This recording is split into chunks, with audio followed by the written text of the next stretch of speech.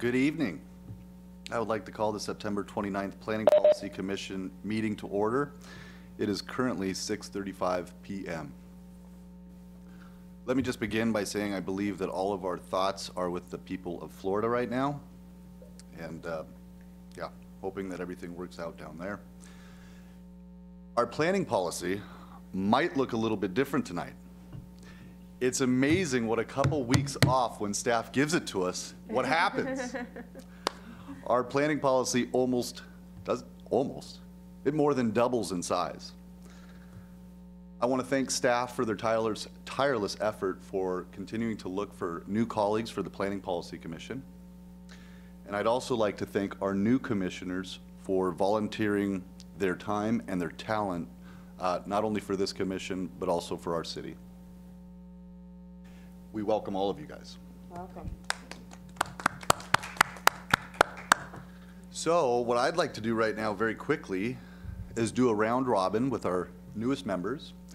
And I think we're going to have plenty of time to discuss improvements and vision. How about an introduction to who you are and one thing you love about our city? And we'll start down at the end of the dais, and we will also introduce the people who are also joining us virtually.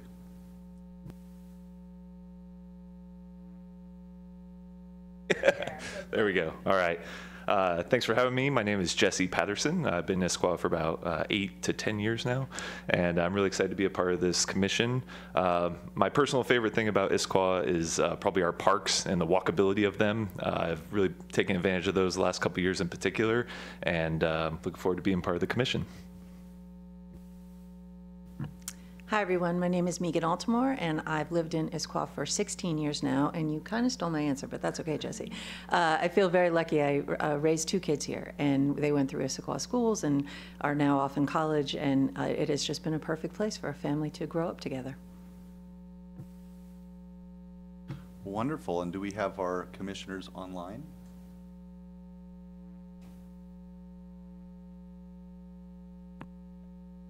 Hi, this is Jamie Longoria. I'm sorry I couldn't be with you there today.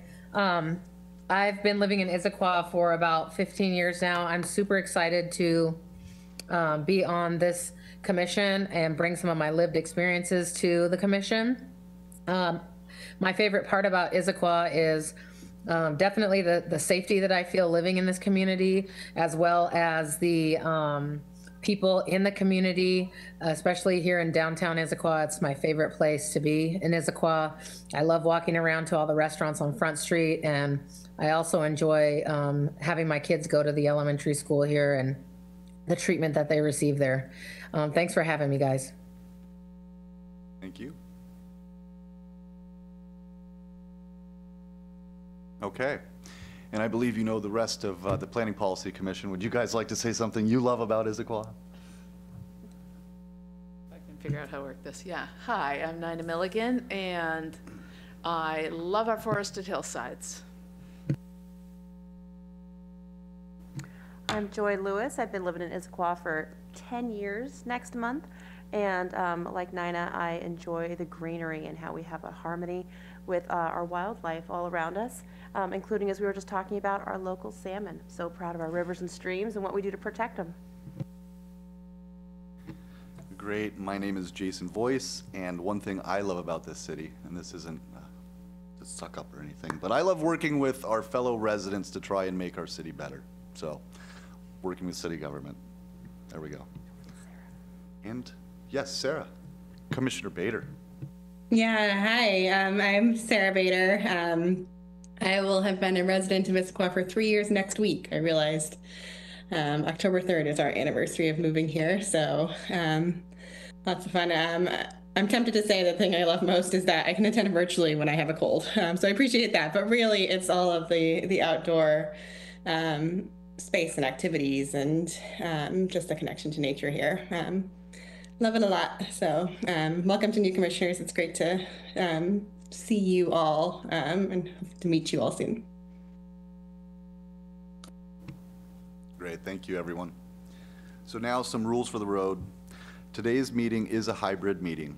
The Planning Policy Commission is in person, but staff members, as well as fellow commissioners, are attending virtually.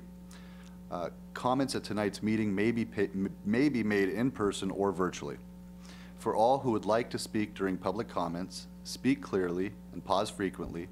State your name each time before speaking, and if you are attending virtually, by computer or by phone, and would like to speak during public comments, in addition to the above, please mute your microphone when you're not speaking. And if you're having any technical issues, try to join the meeting using a different device such as a smartphone or tablet. You can use the call-in information in the meeting invite to call into the meeting. Kristen, tonight do we have a quorum? Yes, we do. All right.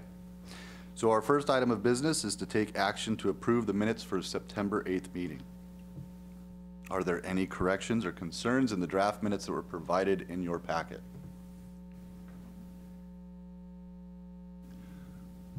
Anything online? All right, hearing none, the meeting minutes from September 8th are approved. And now our next item of business is public comment. These are public comments for, general public comments for the good of the order.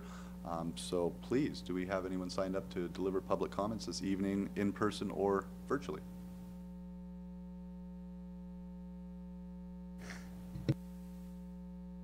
No one online has indicated that they would like to speak at this time. Great, thank you, Jared. And with us, we have Connie Fletcher. Okay.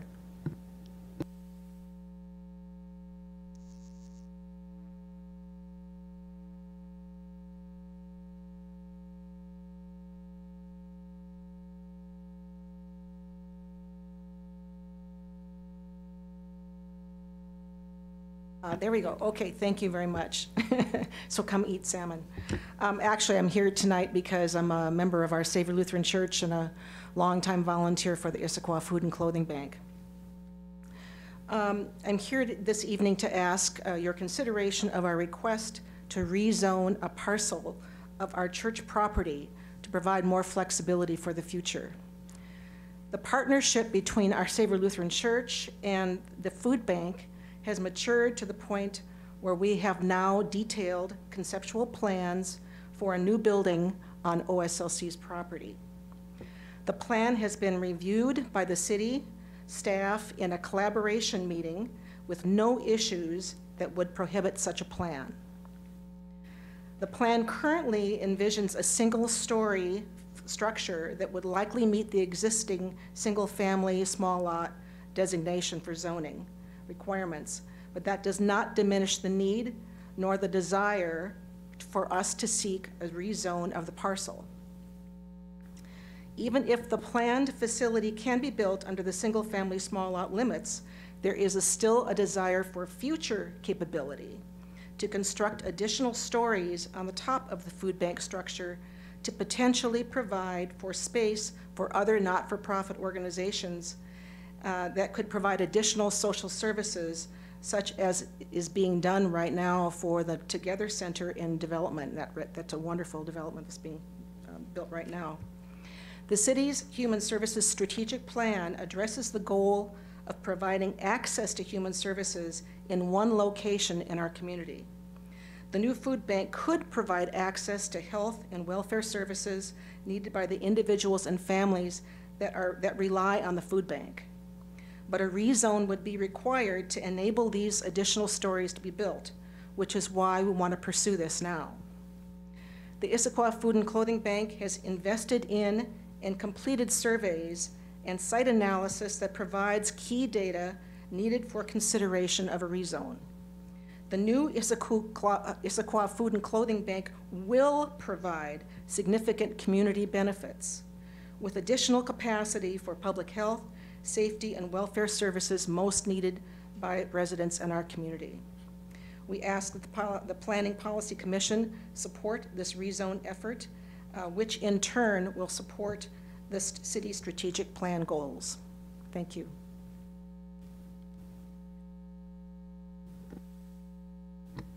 Thank you. All right, is there anyone else who would like to speak? No one online has indicated that they would like to speak at this time.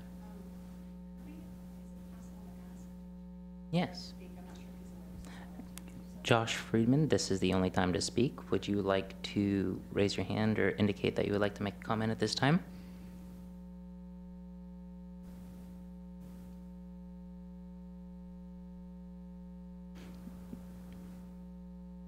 He's just observing tonight, and he says thank you.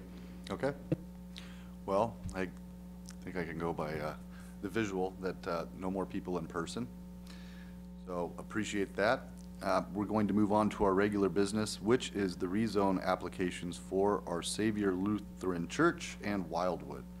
So tonight, staff will be introducing proposed rezones and is looking for feedback from the public and the commission prior to the public hearing, which will be held on October 13th. Two rezone requests have been made, one for Our Savior Lutheran Church and another for a parcel located on Wildwood Boulevard. Staff will also be discussing the Newport area rezone, which requires correction. Staff will present on each request and then ask for clarifying questions after their presentations. All right, staff, please go ahead with your presentations. Okay. I'll go ahead and start. Yes, tonight we're talking about the proposed 2022 Comprehensive Plan and Zoning Map Amendments.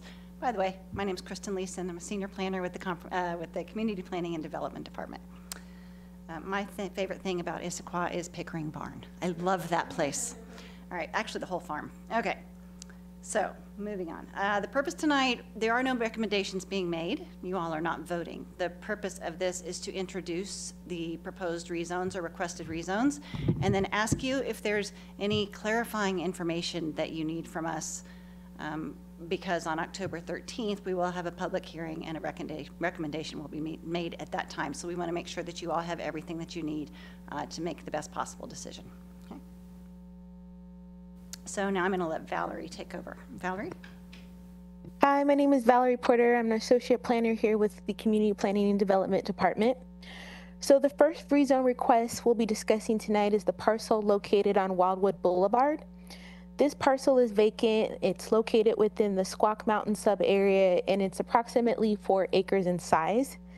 The applicant is requesting this parcel be rezoned from single-family small lot to multifamily medium. This would also require the land use designation to change from low-density residential to multifamily residential.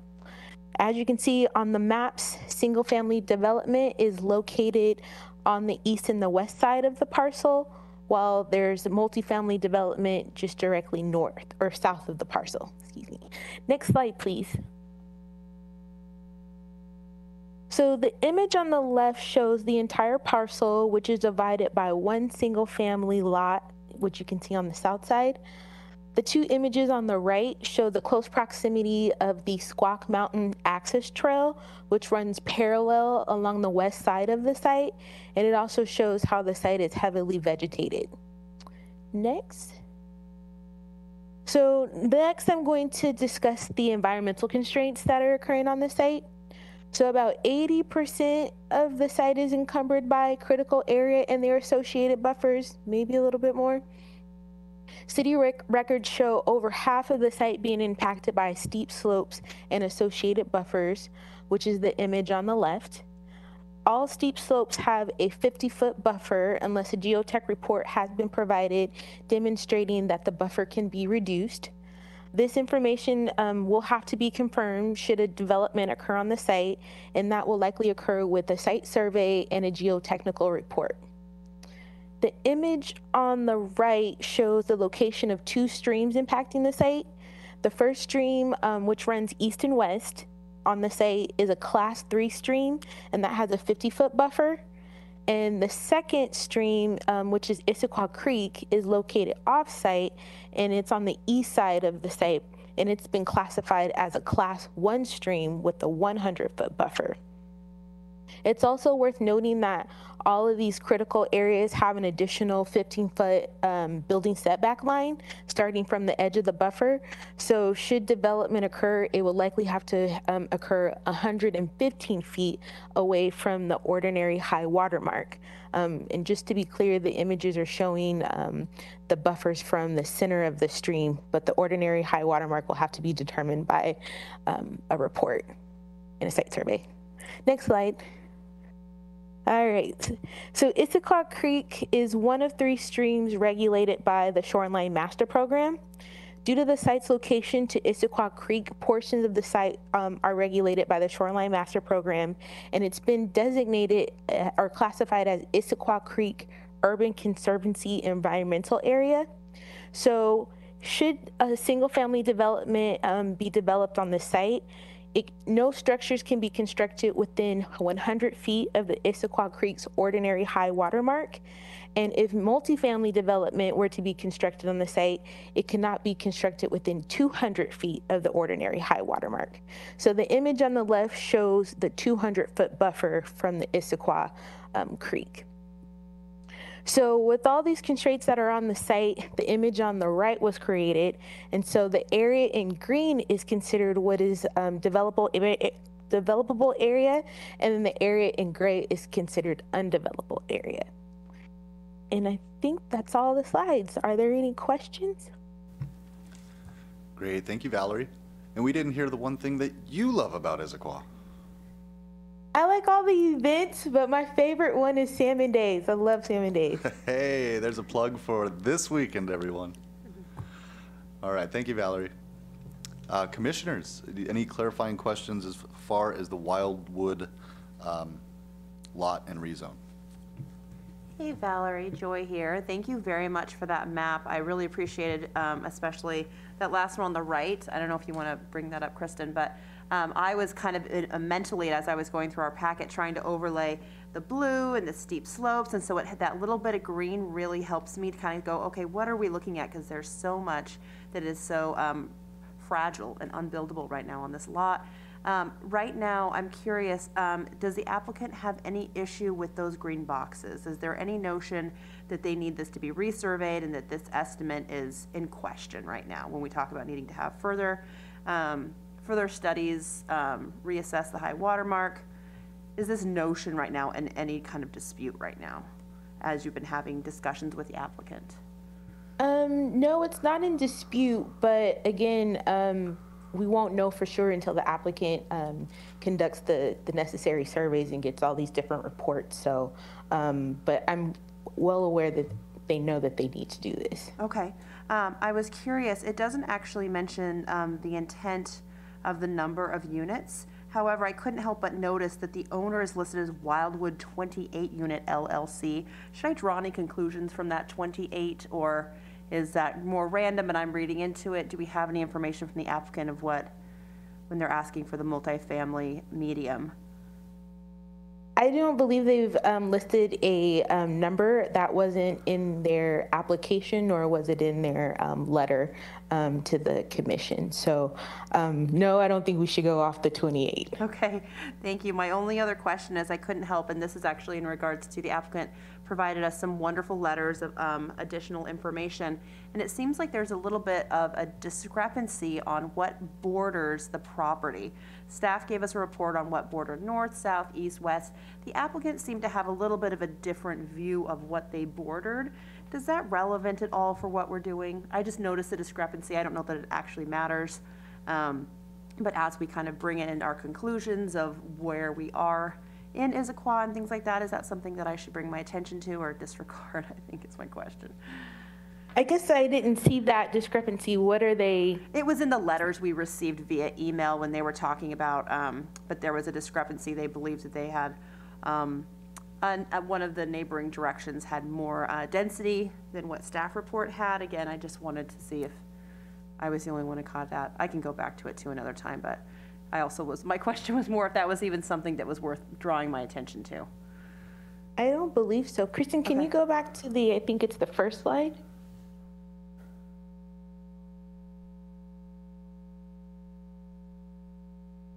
All the green is single family. Yep. And then the lighter green is open space. Yep.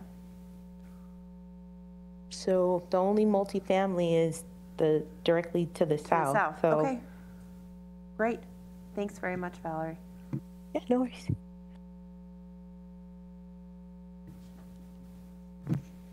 Thank you, Valerie. And question for Kristen or Valerie about the comments in this application and in the other application about housing targets and how I just didn't quite know how to talk about whether we've met a target that is 20 years away. How do we say we haven't done it? Well, we haven't even gotten there yet. How do you read those? So we have not met our targets. Our new targets, which were just adopted in mid-2021, go from 2019 to 2044. Those targets are 3,500 new units for the city of Issaquah. Those are adopted by the state. We were not able to update that in our comprehensive plan last year because they weren't adopted until the middle of the year, so it couldn't be put onto our docket. We'll update that as part of our periodic update. We did meet our last targets through 2035, 2006 to 2035, I can't remember. Went through 2031, actually. And we met and actually exceeded those. We hit 104%. But as for the new targets, no, we have not hit them. So I'm sorry, I'm kind of dense about this. When would we know whether we met them if it's a 2044 target? This is what I'm not quite understanding. When is the performance supposed to occur? We track it every year. We update it in our comprehensive plan. We add the number of units. I'm not saying it right. So if I have to have 5 new houses by 2044 and I get them in 2040, will I have met my target? Yes. Okay, but the fact that I didn't have them in 2022 doesn't mean that I haven't met my target. Okay, so our target, we have a bucket. Yeah. And the bucket, from this time to this time, to fill up that bucket is 3,500 units. So in 2022, if we've only gotten this far, we haven't filled our bucket yet. So no, we haven't met our targets, haven't filled the bucket. Does that help? I'll accept the answer.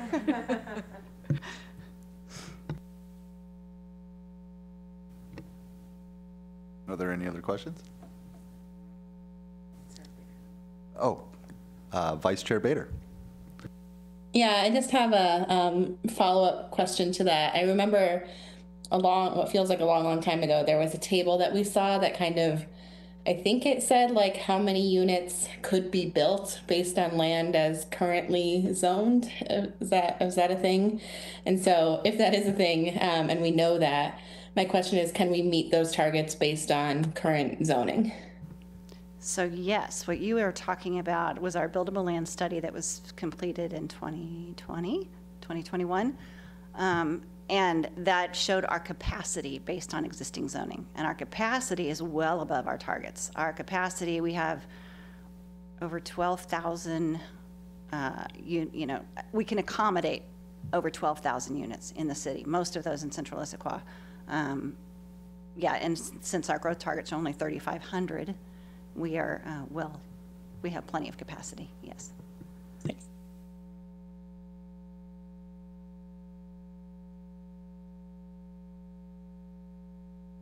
I want to learn more about urban conservancy, or if I'm saying that right, and how it has, is it treated like a creek or another critical area, and that it has a buffer so that part of a parcel would be in the conservancy, but not necessarily all of it? A couple of things in the maps confused me just a little bit. Yes, that's correct. It's treated like another buffer. So just like the regular buffer for the Issaquah Municipal Code, it's measured from the ordinary high water mark. And then there's another layer to it which prevents development from exceeding 35 feet. So it's kind of like an overlay.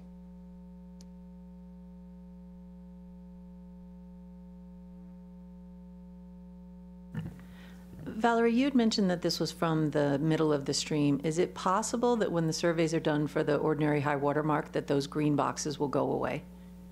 Yes. Okay, thank you. It's a big possibility. Okay, thanks.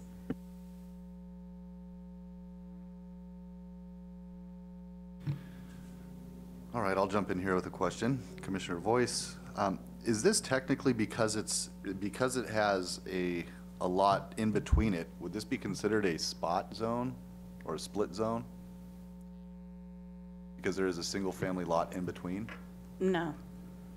No? No. Okay. Yeah, please. Is it considered a spot or a site-specific zone because we're doing just one parcel or one property? It is considered a site-specific zone.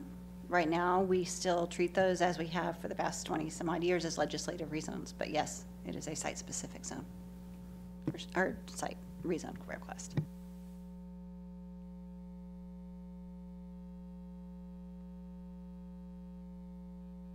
And just so I'm understanding this correctly, this, with the current zoning that it has, it can still build small cottage housing and multifamily to a certain degree?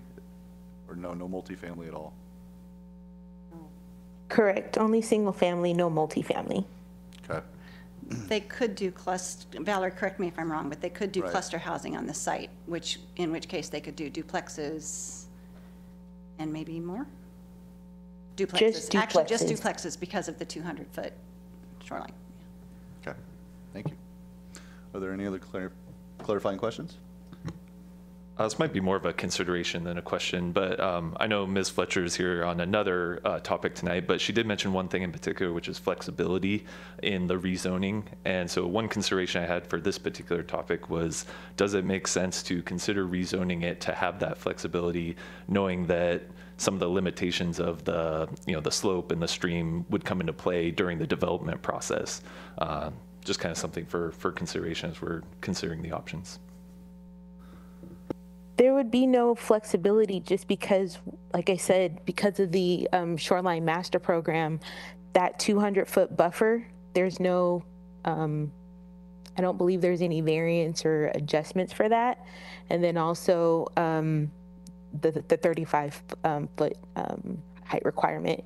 So I did reach out to a plans examiner to try to understand, could you do some kind of multifamily or something within that height limit? You could. It'd be very, from a user's perspective, it would feel really odd in the building.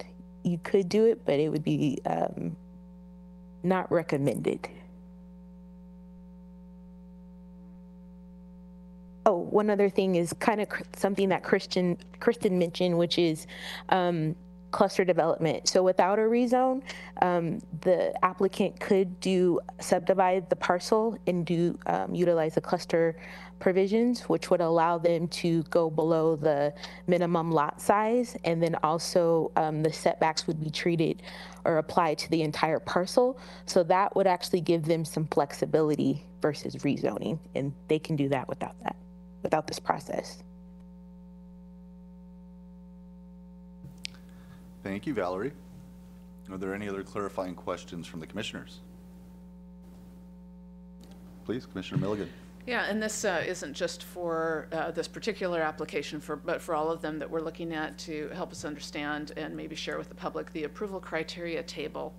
It has on the left-hand side what seems to be something that was developed by staff, and on the right-hand side developed by the applicant. And so can you tell me a little bit where the source of those two things, in that how a commissioner or anybody who's evaluating this would look at the compliance column? So actually, it was all developed by staff. The column on the left, which is the criteria that need to be met, those are in our code, and then we're just put into the application so that the applicants could actually see them and address them. The column on the right was actually spelled out by staff. So then, in following up, though, could there be room for disagreement about whether the criteria is met? Compliance? I'm going to say there can always be disagreement. I agree. Well, you know me, so I'm so glad you said that. Thank you, Kristen. Thank you, Commissioner Milligan. Any other clarifying questions as far as the Wildwood property? I can't see all the commissioners online. No virtual hands. Okay, thank you, Jared. All right, moving on. We are now going to be taking a look at the Our Savior Lutheran Church property. Not yet. Newport? Newport. Yeah, so Newport, we didn't do a separate staff report for this one, but I do want to keep reminding you all that it is one of our 3 rezones that's being requested this year. It is a technical correction. So it's about 0.41 acres. It is located on Newport Way, it's part of the Anthology Apartments is what it is. It is currently zoned as of last year, existing land use is community facilities. The proposed land use designation is multifamily residential. The existing zoning is community facilities recreation, and the proposed zoning is village residential. So let me tell you the story of what happened.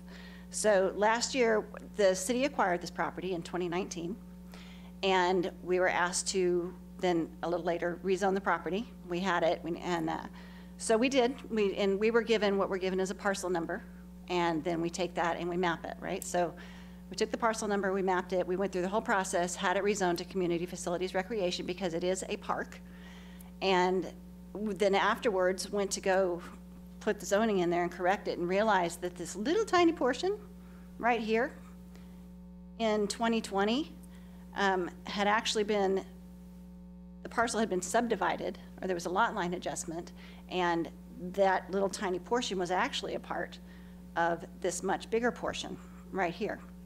So we don't own that, so it shouldn't be zoned community facilities. It's not public, and it belongs to the larger parcel, so it needs to go back to village residential. And it's a technical change that we just need to make. It was an oversight, and that's that. Oh, I didn't put anything else in there. I apologize. Do you have any questions? I thought I had pictures. Questions on the Newport area rezone? I don't see anything in my chat box. Thank you, Kristen. You're welcome. All right, Okay. now we're going to move along. So yes, now we'll move along to Our Savior Lutheran Church. It is located on Front Street South, on the west side of the street. There's an existing church there. It is 3.35 acres. Its current land use designation is single family. No, it's not. It's low density residential. Their requested land use designation is multifamily residential. The existing zoning is single family small lot, and the proposed or requested zoning is multifamily high. And you can see that here's the aerial right here. The site goes to the creek right there, abuts the street, and then the church exists right here. Here, this little triangle is also owned by Our Savior. It is currently used for parking. And then here's the view from the street right here. And I should let you know, this is open space right here, owned by the city. All of this is either condominiums or apartments. This is a nursing home right here. As I mentioned, this is parking, and this is condominiums and apartments behind it as well. So I'm so glad that Valerie is more versed in environmental discussions than I am, and she went first, so she told you a lot. But on your left-hand side, shows a map of both the stream and the creek buffers. So this is Issaquah Creek. It is a Class 1. It has a 100-foot buffer attached to it, again, with a 15-foot building setback from there. This little tiny circle right here, that is the only steep slope that is on the site. That also has a 50-foot buffer, and it doesn't really extend outside of the stream buffer right there. As Valerie mentioned, again, this part of Issaquah Creek is designated in the Shoreline Master Plan as an Issaquah Creek Urban Conservancy area. This part of the creek is, which means that it has 200-foot buffer to it. And I need to make a correction. I made a mistake in the staff report, and I said that neither multifamily nor commercial were allowed within 200 feet, or were allowed within this 200-foot buffer. I was mistaken. Multifamily is not allowed within the 200-foot buffer. Commercial is. Can't go into the 100, but it is allowed within the 200-foot buffer. So the church, as I mean, is still about right here. And then there's the developable land. I did not do a redevelopable map for this one. I apologize, but it's clearly a little bit more space than the other one was. That's what I have. Do you all have any questions about this one? All right, questions, commissioners? Please, Commissioner Altamore. The height of the existing multifamily that's around there, is that considered the high height, or is that a lower height that's there? You know what, that's a really good question. It's not, most of it, I believe, is 2 and 3 story. And I think the maximum in, Valerie's gonna know better than me, but I'm not sure she's here. I think the maximum height's like 40 feet in those, maybe higher. Actually, it's 50 feet. Valerie, I'm gonna have to check on that one, and I will check on that one, and I'll include that. Great, thank you. You're welcome. I had a question about the approval criteria. On number 2, the staff report says the proposed rezone does not provide a public health, safety, welfare, or other community benefit. Is that correct? Am I reading that? Am I reading into it incorrect based on who the applicant is and what their plans are? No, but you need to look at the site as the site and Okay. not as the site with a project proposed on it, because there is no project here yet. Nothing has been submitted. There's no formal application. There's no legally binding agreement somewhere that says that something's going to happen here. So when we look at it, we look at the whole site. And it doesn't, if you're looking at public benefit, it doesn't reduce traffic. It doesn't provide a park or emergency services or, a public pool, anything like that. It doesn't protect the environment. And there's one other qualification I can't remember. But so no, if you're looking at those characteristics, then no. Okay, thank you. I kind of need a little bit of help with that. I think it's very interesting when going through this packet. It's hard not to compare the Our Savior Lutheran and the Wildwood. They're both asking for something very similar. The sites are very different, but it was hard for my mind not to compare them. And I found myself needing a refresher on kind of what kind of guidelines and framework, what lane I need to stay in. And I think it's interesting. I'm curious too. We talk a lot about development agreements here and about staff resources, about being able to do that. When we see such an amazing partner in our community as the food bank and as the great work that happens at Our Savior at the Lutheran, I mean, is that something that we want to explore, of saying, like, prior to a rezone, is it more appropriate to have staff have a more hands-on element to a project like this? So whether or not we want to do a development agreement is something I've left up to the council, not to us. So I can't speak to that one. Something more concrete would, something like that, sure. But it needs to be something that's binding, because so often, if you look like, there's several properties around here where people have submitted building permits and they go through this process and then they don't happen. So that's why we look at it this way, if there's nothing binding on the site. Yeah, it was interesting to me, I guess I'm trying to form this more like a question right now, so I'm not rambling, is to try to say, I love the intent of so many things about the proposal, and yet it's hard to not feel like we've been down this road in a similar way with affordable housing, and having applicants say, we want to bring certain elements to the community, and then the way it pans out is a little bit different as the process plays out. And I just kind of needed this reminder of how we judge this in a correct lane rather than in an aspirational way, and what we want to see. So tips with that are good. Keep that coming. Thank you.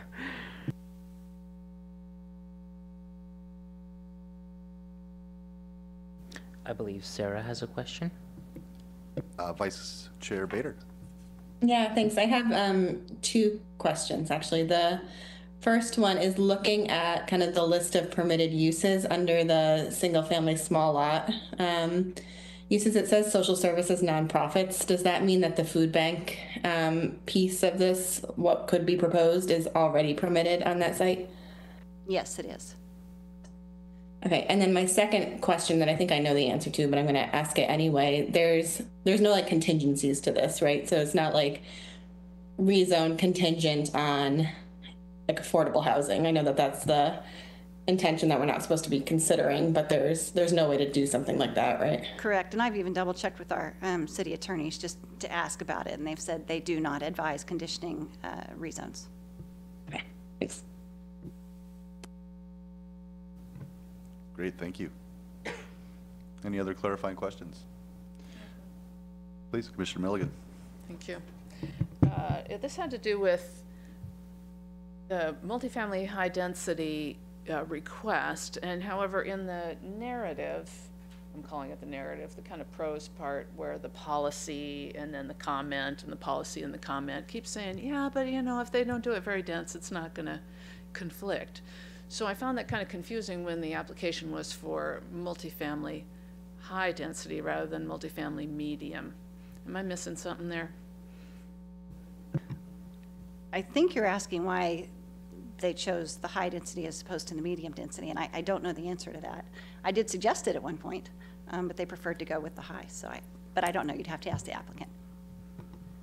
I think more my question, and maybe I can clarify a little bit, has to do under the comprehensive plan goals and policies where there's the response, kind of the call and response there in the comments, say in various places. Yeah, but if they don't make it won't conflict with our policies. Remember that? I think that one had to do, I don't have it in front of me, but it had to do with character, retaining the character of neighborhoods, particularly in Old Town. Yeah, and part of that is because of the 35-foot height limit at one point, and Valerie knows better than I how far that goes, but there is a 35-foot height limit at one point. And the site isn't that dense, there's still a church on there, and any, the available developable land is behind that. But, and going back to, Megan, I think you asked the question about the surrounding development and how high those were. I'd have to check and see how high those were and what the height limits are. I'll see what I can do. And then I can better answer your question, but yeah. Sorry, I wasn't able to respond. I have 1,000,001 tabs open, but I can respond to the height requirements. So for multifamily high, the max height limit is 40.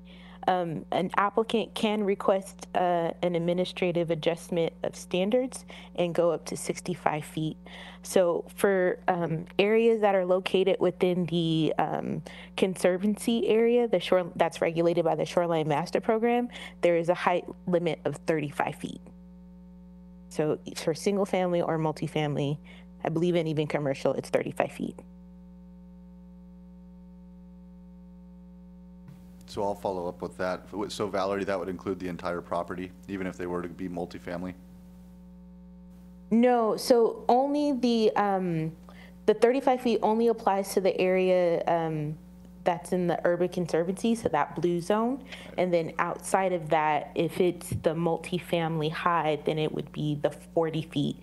But if they wanted to go higher, they would have to request an administrative adjustment of standards as our code is today. And Valerie, there are conditions there with that as well, right? Like step backs? Yes. And, okay. Yes.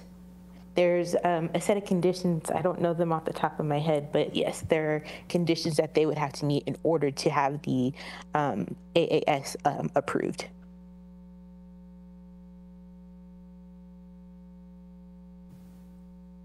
Any further questions? I have one question. Is there a particular reason why a note about traffic in this area, in this particular area, in this particular city is not involved in this packet? So I've already got that one rolling because it's come up a few times. So I have asked our engineers to please provide me with different scenarios that I'll have in the next staff report. Yeah. Then we will wait for that report. Any other clarifying questions? Commissioner Milligan. Process question.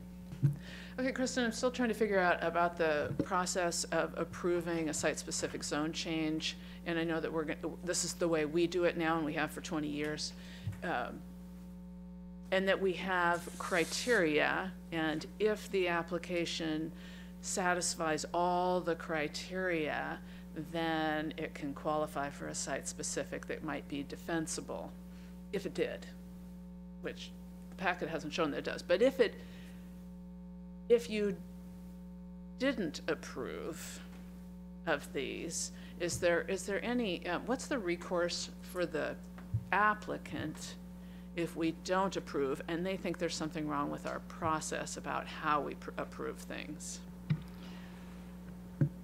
Well, it's happened before. They can appeal, and it goes to Valerie. You may need to step in. Who's it go to? Give me a minute and let me look in the code. Okay, thank you. But there is an appeal process for it, and they can appeal the procedure. Can an applicant apply more than once in this way for a rezone through a comp plan amendment and have either of these applicants applied before? Under our existing code, they can apply more than once. Under the proposed code, I believe that it would be once every 3 years. If it's already gone through the process, they couldn't do it for another 3 years. But currently, I shouldn't even go there. Currently, yes, they can, and no, they have not applied before. Neither one.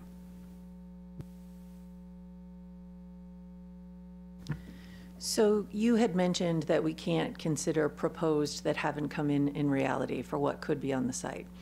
Would coming in with an actual plan that to actually go through both the zoning, the rezone request, as well as moving forward with a planned project, would that then allow them to apply again under the new expectations that might be coming for the 3-year limit? So you're asking if they reapplied next year and they came in with the project application, could they do that? Yes. I think so. Okay, thank you. Let me check, but I think so. Before the next question is asked, can I answer Commissioner Milligan's about the appeal? The rezones would be, if it was appealed, it would go to the King County Superior Court.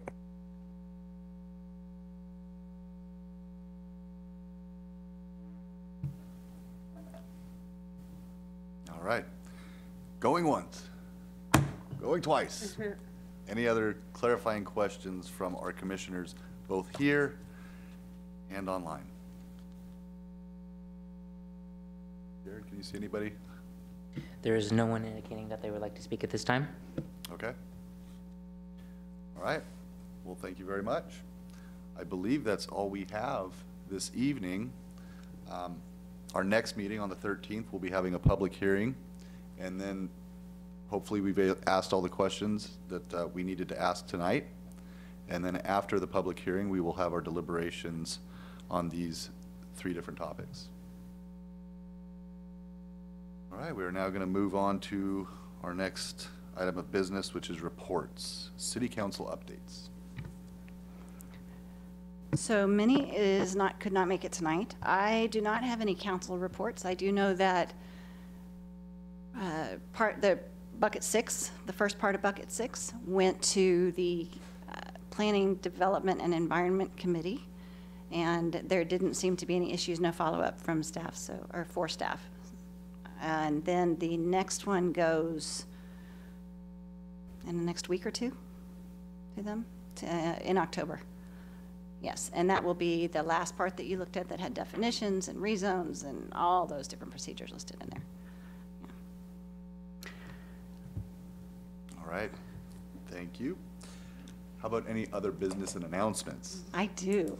So I was asked via email earlier to talk about what we affectionately call the Happy Grant. So I have a really brief presentation on that I'll pull. Whoops, I got to share my screen. There we go. It's really not that many buttons to push, but I'm never in the right ones. All right. And I pulled up the wrong one. Sorry.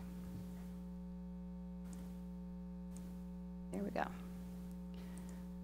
Okay, so the Happy Grant is the Housing Action Plan Implementation Grant, and we received it, we applied, we received a grant. It's for $100,000, and the intent is to help us to implement our 2017 housing strategy work plan that was adopted. We hired a consultant. We haven't talked to you about it really yet because it took us a while to get a consultant on board, and we didn't even start until August. So that's why you haven't heard much about it. But we now have a consultant on board. It's Eco Northwest, who has worked with us on a lot of our other housing issues before. So the purpose of our grant, when we applied, we want to address three strategies. One of them is strategy 6, and that is to increase the developer-provided affordable housing in central Issaquah. So we did some of this, and what this means, it's called inclusionary zoning. And what it means is that if there is a residential component to a development, that a certain percentage of that, ranging anywhere from 7.5% to 12.5% of your units must be affordable, and it's a sliding scale. And it also depends on what zone you're in. So we currently allow it in urban core, mixed-use central Issaquah, and the vertical mixed-use overlay zone. Okay, that's where it's currently required. And what we're looking to do is expand that out a little bit. So in central Issaquah, we're looking to expand it to our mixed-use residential zone. But the next one, 6.3, says evaluate the potential for inclusionary requirement outside Central Issaquah. So we are looking at our multifamily high and our multifamily medium zones right now to expand the inclusionary zoning. Okay. Another one is strategy 7, to mitigate and offset the deterrence of condominium development. So what happened was the state has crazy restrictive sort of restrictions on condominiums, and there's I'm not going to say it exactly right, but there's a provision that if something happens to the condominium within for a certain amount of time, it's like 4 years, then the property owner of that condominium can then sue the developer, which has prevented a lot of developers from doing condominiums, particularly smaller scale condominiums like would be here. So we have asked our consultant to, one, look at anything that we can do in the city because this would be a kind of missing middle kind of housing that we would like to have here. And we would like to see if there's anything in the city that we are doing currently that is preventing developers from coming in and building condos.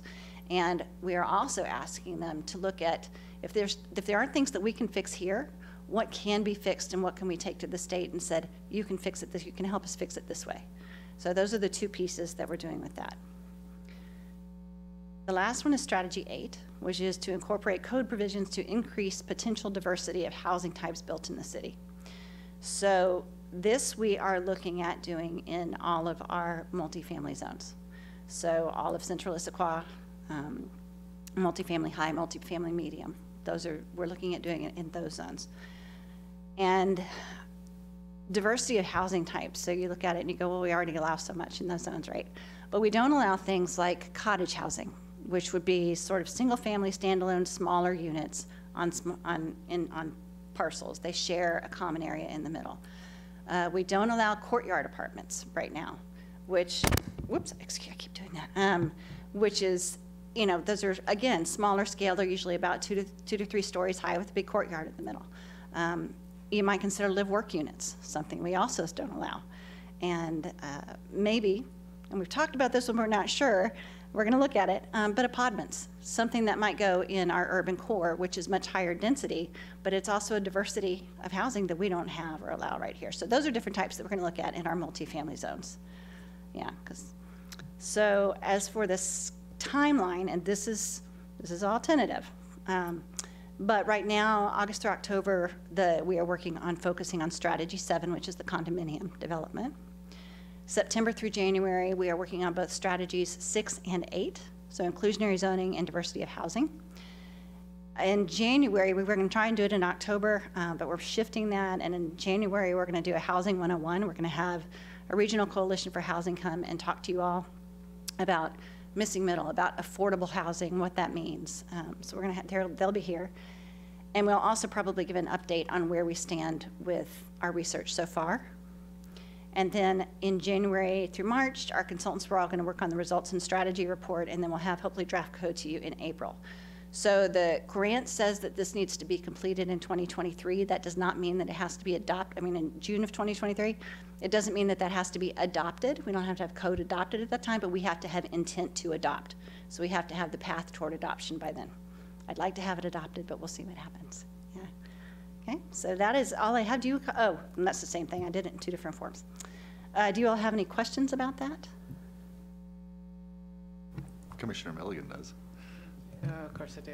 Thank you. Thank you, Kristen. This is awesome. You're welcome. I love all this stuff, especially strategy 8. And I'm looking through my notes feverishly here, and maybe it wasn't in the council agenda bill, but rather in the original legislation. But do you know about any requirement upon receiving the HAPPY grant from the state to change single-family zoning? It's not part of this grant. The state has talked about that, but nothing was ever adopted. They put 2 bills forward last year, but nothing ever happened. They died. And so I don't know what's going to happen in the next legislative session. Yeah. So no requirement to change single-family zoning with the receiving of this grant. Is that what I'm? No, not with receiving this grant, no. Okay, thank you. Any other questions for Kristen? Online? No indication. All right, thank you, Jared. All right, are there any comments, concerns for the good of our order from our commissioners? I think we're getting out too early, Chair Joyce. Yeah. Enjoy it, because this doesn't happen often, but yeah, we're working on hopefully with staff with something possibly maybe in December. I just want to say thank you to, once again, to staff for all their tireless work on providing us new commissioners. I want to thank and welcome our new commissioners here in person and also online. And we're looking forward to seeing everybody, I believe, on October 13th for a public hearing. But before that, this coming Monday, October 3rd, is the orientation and pizza party first at 5:30, followed by orientation. Yeah. Don't want to miss a pizza party. So see everybody there? See everybody there. All right, well, thank you, everyone.